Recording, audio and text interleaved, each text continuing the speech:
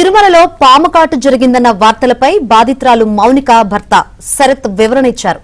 దర్శనం కోసం క్యూ లైన్లో ఉన్నప్పుడు మ్యూజియం దగ్గర తన భార్య మౌనిక కాలి మీద ఏదో పాకినట్లు అనిపించిందని, చిన్న పాములా ఉంటే వెంటనే చంపేశామని చెప్పారు. ఆ తర్వాత అశ్విని ఆసుపత్రికి, ఆ తర్వాత స్విమ్స్ కు తరలించారని వివరించారు. పరీక్షలు చేశాక పాము కాటు వేయలేదని నిర్ధారించారని, పూర్తి ఆరోగ్యంతో ఉన్న మౌనికను ఈ ఉదయం స్విమ్స్ నుంచి డిశ్చార్జ్ చేశారని శరత్ వివరించారు. సో మేము తెలంగాణ స్టేట్ వరంగల్ డిస్టిక్ టేక్మండ మండలం నుండి వచ్చినాము. మాకు టోకెన్ డేటు 22/2/2026 రాత్రి 10:45కి ఉంది.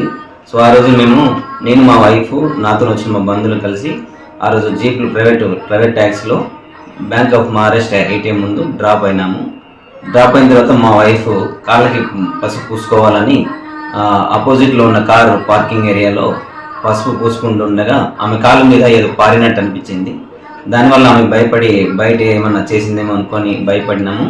అది చిన్న పాములాగా ఉంది. దాన్ని మేము వెంటనే చంపేసినాము.